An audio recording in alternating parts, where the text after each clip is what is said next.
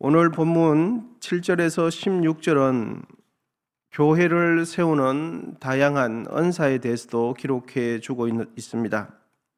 교회를 세우는 구체적인 은사는 11절에 기록이 되어 있는 대로 어떤 사람은 사도로 세웠고, 어떤 사람은 선지자로, 어떤 사람은 복음 전하는 자, 또 어떤 사람은 목사와 교사로 삼으셨으니 이렇게 기록해 주고 있습니다.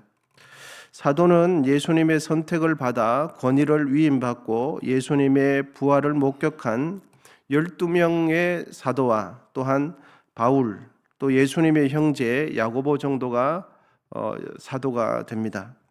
그리고 선지자라는 것은 성령의 감동하심으로 하나님의 메시지를 받고서 전달해 주는 자가 선지자가 되겠죠. 그리고 그 당시 복음 전하는 자는 아마 지역을 순회하면서 그리스도의 복음을 전했던 그 사람들인 것 같습니다. 그리고 목사와 교사는 각각의 사람이라기보다는 가르치면서 또 교육하면서 목양을 하는 목사를 의미하는 것으로 보여집니다. 이러한 은사를 선물로 주신 목적은 성도들을 훈련시키고 또 능력과 자질을 갖추게 함으로써 봉사의 일을 하도록 하기 위함이죠. 즉 그 봉사라는 것은 예수 그리스도의 몸된 공동체를 세우게 하는 일을 하는 것입니다. 여러분, 하나님께서 우리에게 은사와 재능을 주셨는데 그 주신 목적은 무엇입니까? 그것은 봉사는 봉사자 자신을 세우는 것이 아니고 교회 공동체를 세우기 위해서 은사와 봉사를 주신 거죠. 그래서 봉사를 할 때는 봉사자 자신은 가능하면 아름답게 섬기고 감추어지는 것이 덕스럽습니다. 그래서 봉사를 열심히 하고 오래 하고 장기간 하면 그 봉사자가 자연스럽게 수고하는 것은 맞지만 그 봉사를 통해서 내가 드러나기보다는 예수 그리스도의 몸된 공동체가 건강해지는 것이 하나님께서 우리에게 은사와 재능을 주신 목적이라는 겁니다. 교회 공동체를 유익함으로써 하나님 나라를 확장하는 일에 있어서 이력을 감당하고 하나님을 높이고 하나님께 영광을 돌리기 위해서 은사와 재능을 주신 것입니다. 그리고 은사는 각 사람에게 분량대로 주셨죠. 그 말은 그 사람에게 하나님께서 맡게 주셨죠. 그래서 성경에 있는 비유의 말씀처럼 각 사람의 재능을 따라서 주셨기 때문에 어느 은사가 좋고 어느 은사가 나쁘고 우열을 가릴 수가 없습니다.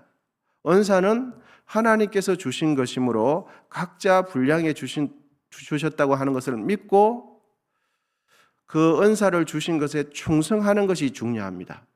그래서 어느 은사가 더 귀하고 어느 은사가 나쁘고 이렇게 판단할 수 있는 것은 아니에요. 그런데 우리는 간혹 보면 어떤 은사는 좀 더 귀한 은사인 것 같고 어떤 은사는 평범한 것처럼 이렇게 생각하면서 은사 자체를 우열을 가리는 경향이 있는데 그거는 바람직하지 못합니다. 그리고 은사를 우리가 생각하기에 우월한 은사를 가지고 있는 사람은 마치 신앙이 깊은 사람인 것처럼 오해를 하게 되는데 그거는 잘못 이해하시는 게 됩니다. 은사는 우열이 없습니다. 은사는 다만 하나님께서 나에게 주신 그 은사에 충성하는 여부가 중요한 것입니다. 그러므로 우리 모두 하나님께서 주신 그 은사에 충성하게 되시기를 기원드립니다. 그럼 교회를 섬기는 자들과 교회는 하나님께서 주신 은사를 통해서 어디까지 자라가야 하는가, 어디까지 성장해 가야 하는가를 13절 하반절에 기록해 주고 있습니다. 하반절에 보시면 그리스도의 장성한 분량이 충만한 데까지 이르리니, 그래서 그리스도의 장성한 분량까지 성장해 가야 할 것을 가르쳐 주고 있습니다. 말이 어떻게 보면 이해가 되는 것 같기도 하고 이렇게 피부에 잘 와닿지 않죠. 그리스도의 장성한 분량, 이 말씀을 간단하게 표현하면 우리의 신앙 성장은 천국 갈 때까지 지속되어야 합니다. 우리의 신앙 성장은 멈춰서는 안 돼요. 우리의 신앙 성장의 목표점은 예수 그리스도이기 때문에 우리는 끊임없이 성장해 가야 한다는 것을 전제하고 우리의 목숨이 끝나는 그 순간까지 예수 그리스도를 닮아가야 한다 하는 것입니다. 그래서 우리의 신앙 성장은 결코 멈춰서는 안 됩니다. 이 정도 하면 됐지. 이것이 곧 다른 사람과 비교했을 때 그런 생각을 자꾸만 가지게 되는 거죠. 은사도 마찬가지죠. 우월을 자꾸만 따지는 거죠. 여러분, 우리의 목표는 상대방보다 높아지는 것이 아니라 예수 그리스도를 닮아가는 것입니다. 여러분, 지금 우리의 신앙 상태는 어떠십니까? 멈추지 않고 지금도 성장하고 계십니까? 아니면 우리의 신앙 성장, 예수 그리스도를 닮아가는 것은 멈춰 있고 마치 다람쥐 쳇바퀴 돌듯이 반복되는 교회 생활, 반복되는 교회 봉사만 하고 계시지는 않습니까? 봉사하는 일에는 더 익숙해져 가고 있는데 그리스도의 장성한 분량까지 자라는 그 중요한 일은 멈춰 있다면 그 자리에서 가만히 서서 자신을 돌아볼 필요가 있습니다. 봉사하는 일은 오래 하면 오래 할수록 몸에 익죠. 그리고 습관이 되기 때문에 더 자연스러워져요. 그런데 예수 그리스도의 장성한 분량까지 자라가는 그 일이 멈춰 있다면 우리는 이 선자리에서 가만히 자신을 돌아봐야 합니다. 만일 봉사하는 일 자체가 우리의 신앙 성장의 걸림돌이 된다면 봉사는 잠시 멈추고 영적인 첫사랑을 회복하는 그 일이 더 시급할 수 있습니다.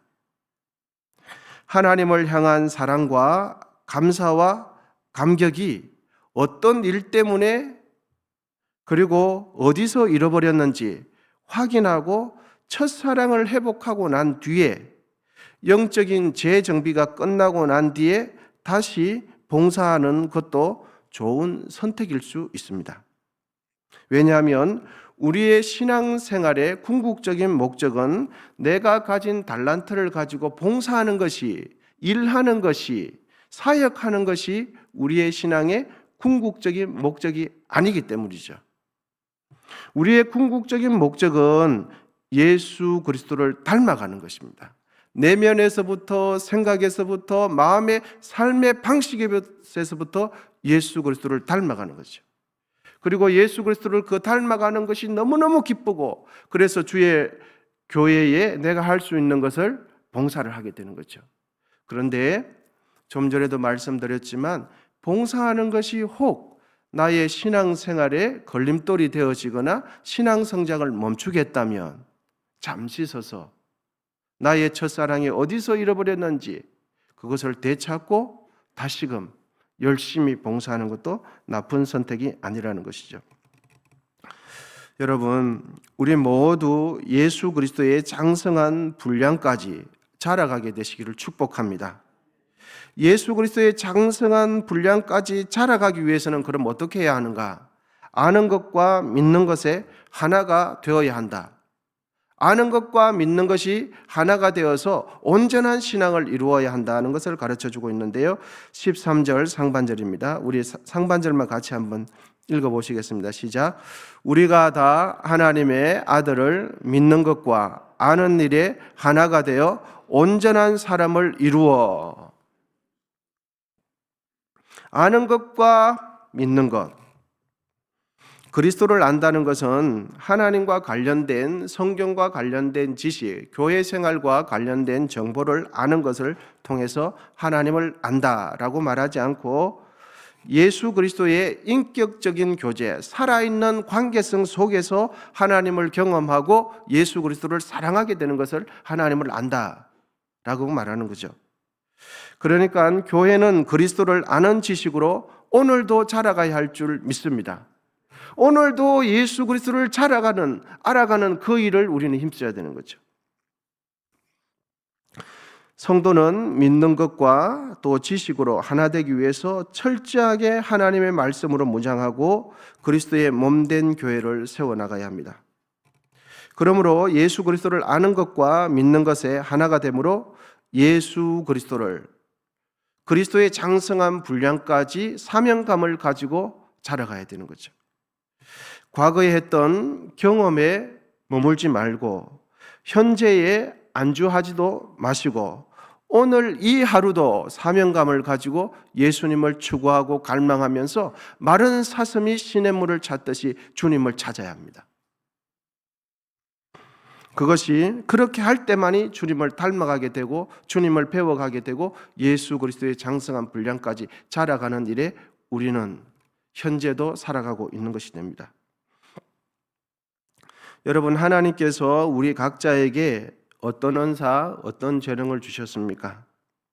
은사와 재능에는 우월이 없습니다. 그리고 다른 이들과 비교하고 평가하는 것 자체가 바람직하지 못하죠. 우리에게 주신 은사에 충성하는 그 자세만이 바람직합니다.